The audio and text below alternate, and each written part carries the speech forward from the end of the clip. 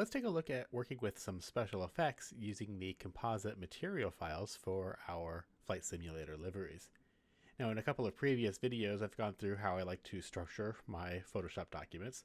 So at the very top of the stack, I have a mask that's basically just a black outline that will give me some better definition around all the different components that make up the particular livery file that we're working with. Now, in this example, I'm going to continue working with the fuselage for the King Air 350i. And right now I've got a base color set to this kind of peach color. It's real light. And then I also have some selections made from the original albedo to fill in components that I don't want to change. So I have some miscellaneous parts, a door handle, things inside the wheel well, the windshield, and a whole bunch of stuff that's on the top and the bottom of the fuselage. So I'm going to turn back on the mask just so we can see really where the edges of all of those different components lie.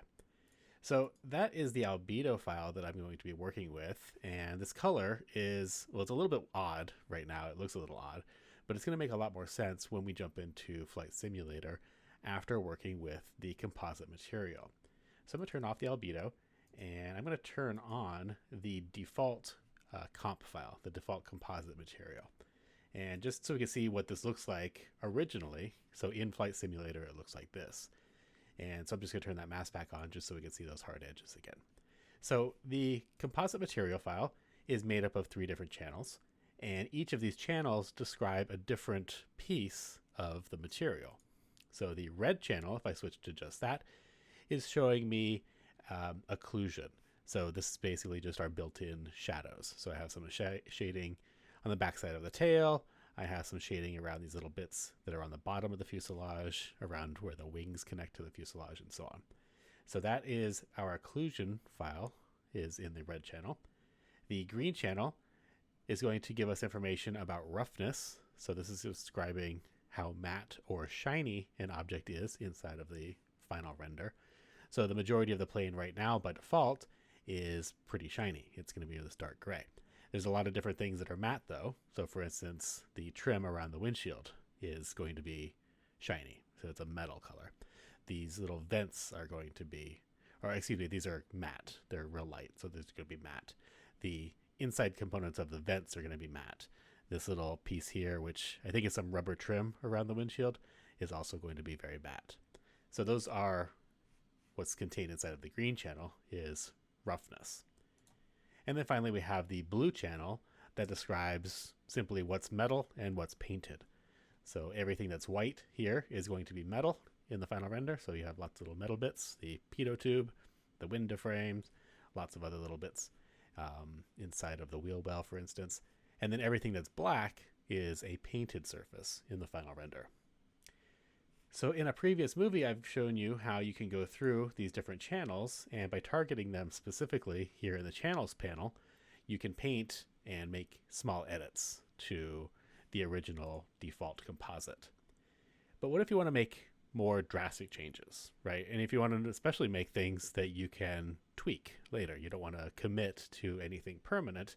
You want to set up, because we're using Photoshop and layers, you want to set up a situation where you're not committed to anything right off the bat. You can go back and make small changes, you can tweak it, you can modify settings and things.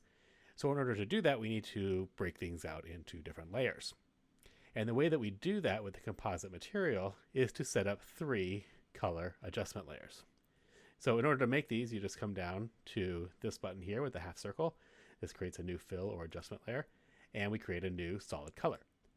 And we get to choose a color that we want, and what we want to do is pick one for each of the 3 color channels. So I want one that's pure red, one that's pure green, and one that's pure blue.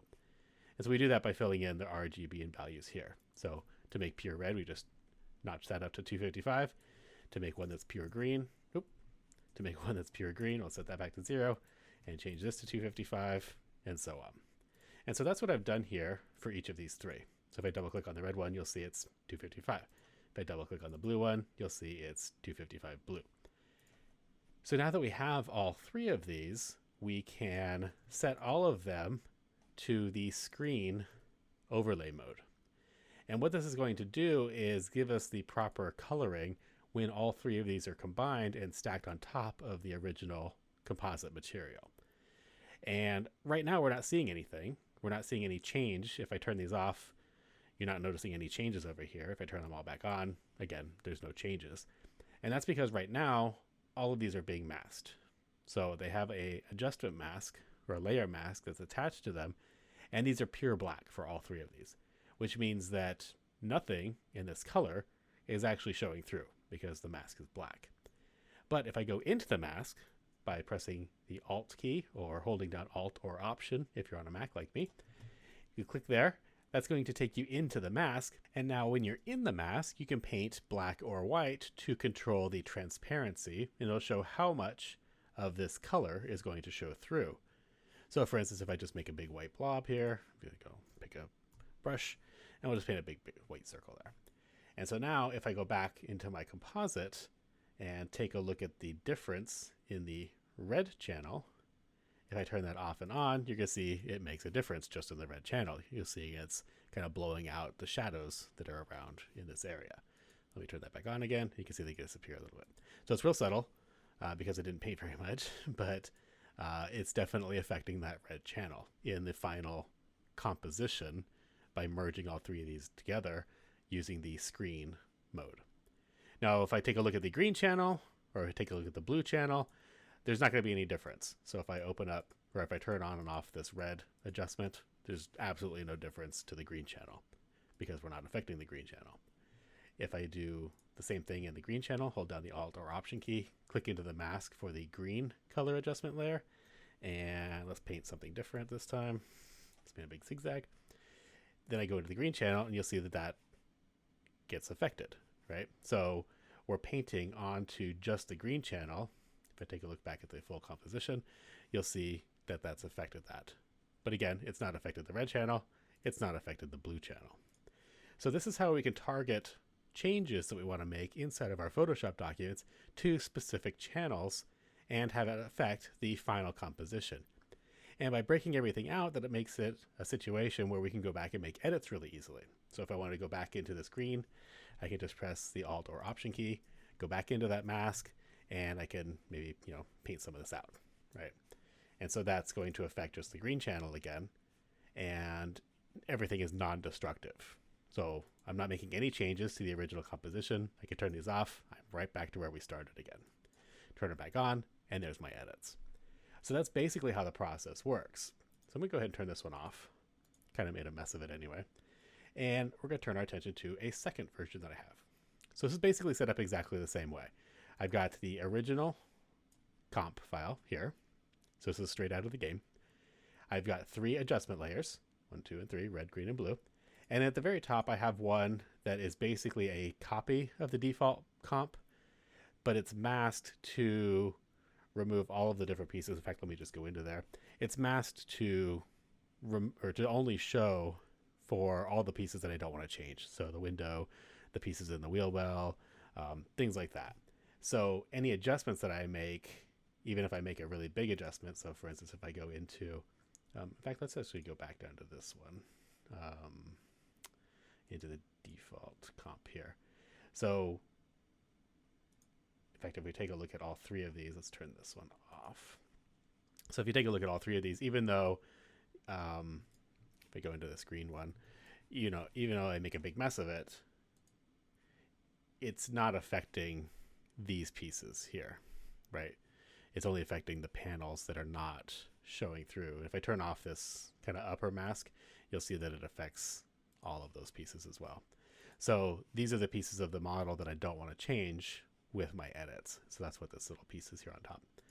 So I'm going to go ahead and turn that back off and go back up to this one that I've called satin metal.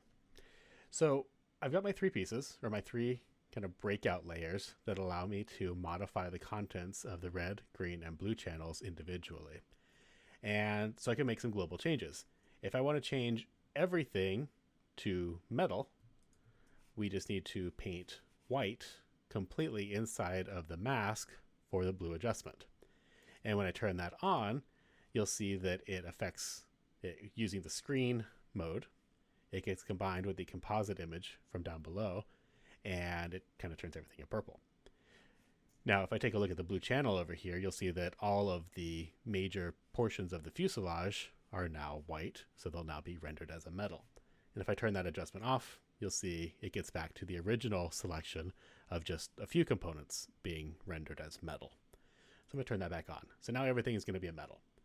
We can also make adjustments to the roughness. So I'm going to turn on the green channel, and we'll take a look at that one. So by painting in, if I hold Alt and go into the layer mask for the green channel, I've painted this as a medium gray. And in fact, if I just take a look at the quick color here, it's going to see that it is in fact a 70% white. So it's not quite middle gray, but it's just a little bit lighter than middle gray. So that is the adjustment mask for the green channel. And if I take a look at the green channel itself, you'll see that that gets applied to just these areas. If I turn it off, you'll see what the original color was. And this is now after my adjustment. And if I leave the red adjustment layer and its mask set to pure black, we're not going to be making any changes to that. So I can turn that on. It doesn't matter if I take a look at the red channel over here by itself. Let's turn off these guys and take a look at the red channel by itself. It doesn't make any difference whether I turn this on or off up here, since we're not making any adjustments to the red channel. So what this does is sets up a situation where it turns the entire fuselage, or at least the major components of the fuselage, into a satin metal. Now it's satin because it's a metal because it's white here, so we're showing everything is metal. And then it's satin because we are kind of halfway between gloss and matte. So it's going to be kind of a satin finish, a little bit trending towards the glossy side, or a little bit trending towards the matte side. Now, I've made some notes here in the names so that we know that the blue channel is affecting metal, and then that means that in the blue channel down here, white is equal to metal, black is equal to paint. In the green channel, which describes roughness, white is equal to matte, and black is equal to gloss. And in occlusion, in the red channel that we view down here, white means that there's no shadow, and black means that it's in full shadow. So that's how we can set up a metal inside of our file. Now we can start to get a little bit creative with our mask layers. So instead of just filling in with a solid color to affect it, what we can do is start adding in some texture. So let's go ahead and take a look at this one here called splotchy metal. Now, if you go out onto the web and you do a search for PBR materials, you're going to come across a number of different sites. In fact, let's go take a look at one. So I found a site here called cc0textures.com, and this just lists out lots of different materials that you can use in a 3D editing program. And if we select one of these, it doesn't really matter which one. Let's go ahead and pick this one here, this Metal 3. It's going to load up, and it'll allow you to download the different components of the metal texture. And so these are zip files, and they're kind of big depending on which one you get. But inside of these are going to be a couple of different images. And one is going to be for roughness, one is going to be for albedo, or the color, and one is going to be for metal. And so what we can do is use those inside of our liveries in order to affect those different channels in the composite material. Okay, let's go back into Photoshop. So I've downloaded one called Splotchy Metal, and these two files, let's go ahead and turn off our masks here. These are what I got. So I've got one that was the metal file, and it's this one here, and it's real light, it's subtle. In fact, if I zoom in, you might be able to see a little bit. There's a little bit of texture here. It's real light gray and white. So that's what's described in the file called metal. And then we also had a file called splotchy rough. And this describes the roughness of that particular metal. And then we also had a color. And it was just a solid fill. It wasn't anything special. So we can make this metal whatever we want. But I'm going to take these two files and use them in the layer masks for the color that they correspond to. So we'll start with the splotchy metal one. And I'm going to select it. I'll press Control A on my keyboard to select everything, Control C to copy it. And then what I can do is hold down the Alt or Option key and go into the mask for the blue adjustment. And that's the one for metal. So I'll go into there and then paste in the texture. So, and it looks like you can't really see much, but it's in there. It drops in there. So then what we can do is take the roughness image from the PBR texture and do the same thing. So Control A or Command A to select everything, Control or Command C to copy it. Then we'll go into the roughness adjustment layer and paste it in. And you can see it was already in there. But what that sets up, if I deselect everything, what that sets up is a situation where we've edited our composite material file. If I turn that off, we'll see what the changes look like. And I'm going to turn my mask back on just so we have those edges again. So when I zoom in here, you can see that we now have this kind of splotchy texture all over the fuselage bits. And if I take a look through the different channels, let's take a look at the red channel first. Again, no changes. We didn't make any changes to the red channel up here. Take a look at the green one. So now in the green channel, I can see that I've got this kind of splotchy texture all over the fuselage bits. And if I take a look at the blue channel, you'll see that they are all converted into metal, and there's a slight texture in there as well. So we have a little bit of texture that's going to control, kind of give us a little bit of variation in that metal. So it's not just a flat, solid, sheen. It's going to have a little bit of roughness or texture to it. And that's how we can start adding in a little bit of texture into the composite materials by breaking out these 3 different adjustments into their own channels, so we can work with them individually. Now at this point, we're applying this texture all over the plane, right? Over the front of the nose, over the tail, over the midsection, over all the major components of the fuselage are kind of getting treated the exact same way. And since we put this inside of a folder here, starting with the default composition, then our 3 adjustments, followed by the mask on the top of all the different pieces that we don't want to change, which if I turn it off, you'll see that there's some major changes happening in those pieces. So I'm not changing anything inside of the wheel well or any of these other little bits. But since I put this all inside of a folder, what we can start to do is target these changes so that they don't apply all over the fuselage. And so this is where it's going to come into play, where you're making selections against the paint job that you've applied using your albedo file. So I'm going to turn off the comp layer for just a moment and go back into the albedo file. And so my plane right now is just plain this kind of peach color. But if I were to put in a stripe, for instance, and this is going to be super ugly, so we'll just do this, right? All right, we'll close that up. And let's say that I have how about a dark gray stripe just across the bottom of the plane. So we'll, let's create a new layer inside of my albedo, and we'll just paint this gray. Okay, there's a really ugly stripe across the bottom of the plane that's gray. So let's say that that's my beautiful design, right? That's my contribution to the community. So what I can do is select this layer. I'll press and hold down the control or the command key on the keyboard, and you'll notice that when I hover my mouse over it, I get this little finger pointing with the dotted line or the dotted box around it. And when I click on that, that's going to select everything on that layer. And now that I have that selection made, what I can do is come back up here into my splotchy metal composite material folder that's got all of my changes to it. And I can come down here and click on this button with the little rectangle and the circle around it to add in a mask to the folder. So now what I'm doing is masking the folder itself. And I'm masking those changes that I made to just the area that's affected by my gray stripe across the albedo. So let me turn off the albedo, and I'm going to turn back on the default composite material. Oh, that's actually the one I made a mess of. Let's go ahead and reset all of this back. Oop, not that one. Let's reset all of this back to just, in fact, we'll just get rid of all 3 of these adjustments since they don't change anything. Yeah, I want to get rid of those, and we'll get rid of that as well. Okay, so what we've got is my default composite. I've got a folder full of changes that we've made to the composite file, but we're only showing those changes where that gray stripe exists in my color image, in the albedo. So if I turn off the composite material here and turn off the default composite and turn on the albedo, I've got this gray stripe. Now I only want the changes to my composite materials to occur where that stripe is. So this is my default composite material, and this is the changes to that composite material. So what this is going to do is make that gray stripe metal, and it's going to make it a rough metal, and it's going to be the dark gray metal.